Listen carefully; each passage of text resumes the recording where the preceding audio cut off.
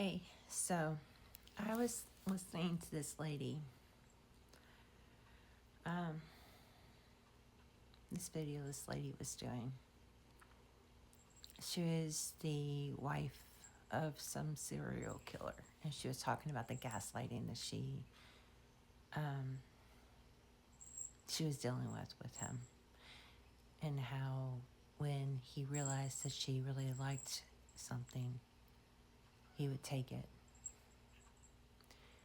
When he realized that she really liked an article of clothing, he would destroy it and then pretend he didn't do it.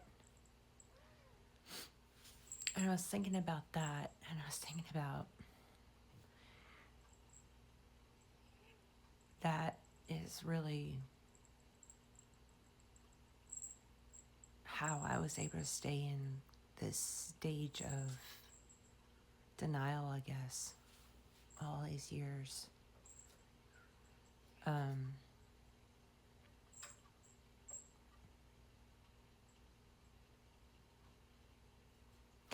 I was given a lot of credit for being so much worse than I was. And no one was actually seeing that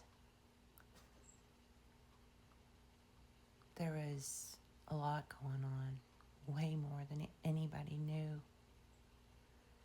I'm just realizing it actually. But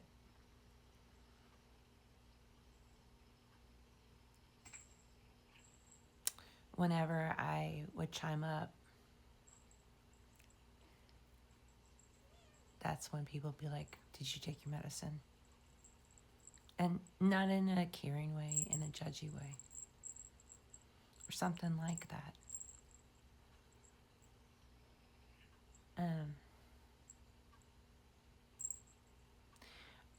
I have depression, anxiety, not delusions. Never have I ever had actual delusions. And when I did have an inner knowing about something, it was always minimized and downgraded and gaslit into thinking that that wasn't true. So it wasn't until I was in my 30s that I even realized that I was a empath.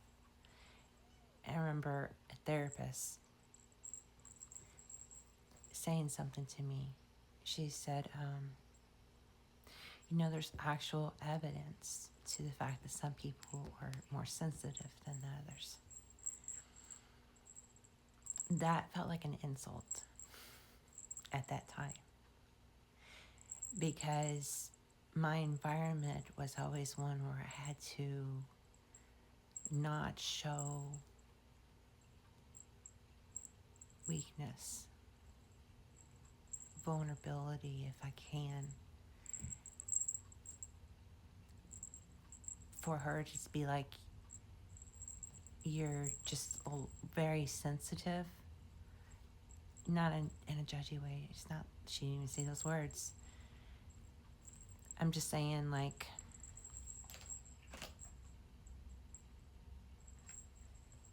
it wasn't until sometime after that that I even adopted the fact that I was sensitive,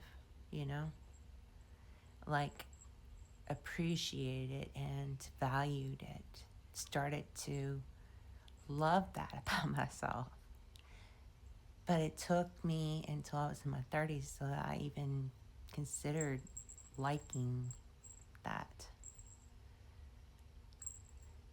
Because being vulnerable meant being a victim. The two things went hand in hand. You don't tell people what you value because they'll take it. Somewhere in my first marriage, I stopped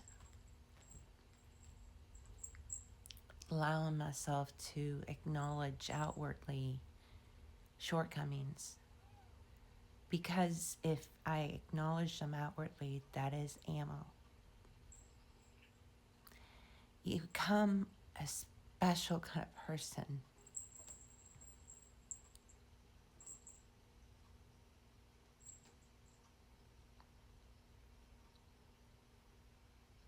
You know?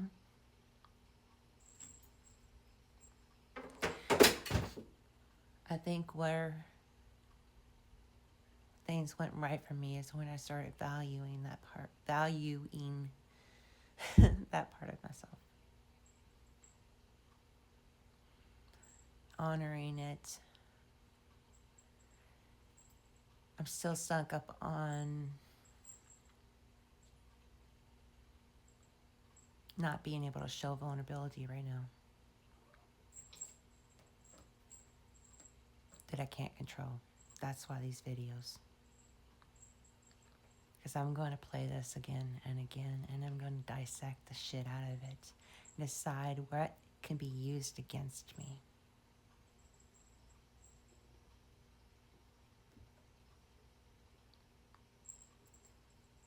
And that's how that all forms.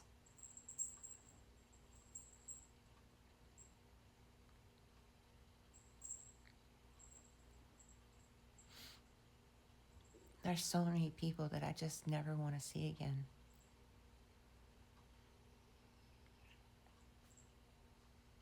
Genuinely. Because after I sat with my pain, my reality, what things really look like, the whole spectrum of the situation, which I'm probably still not completely aware of.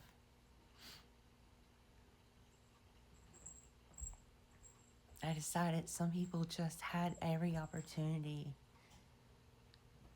to do right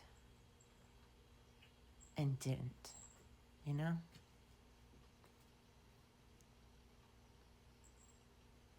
And I, like everybody else, got caught up in the romantic parts. The parts where they were being nice. I always felt like this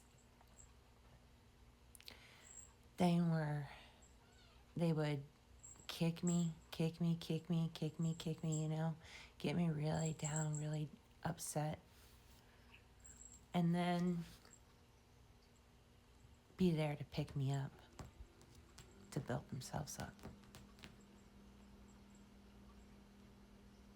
I remember my ex-husband would come and rescue me because, you know, the battery died in my car or something. He looked so damn proud of himself.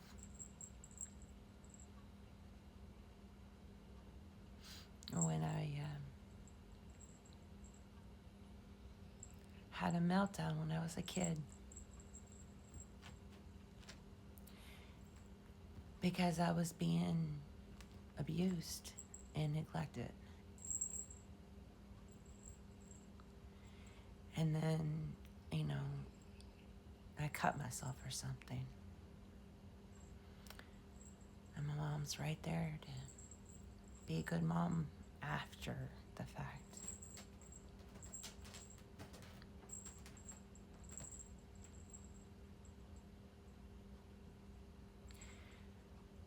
I had some real moments when I was a teenager.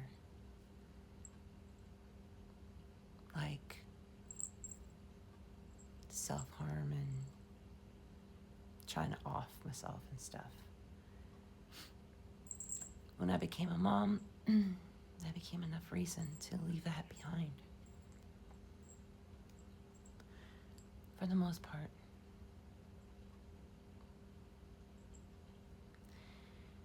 But it's really, really easy to go and just name someone a condition, an issue, a type. A little harder when you have to actually look at who that person really is. As a survivor of extensive trauma, you know?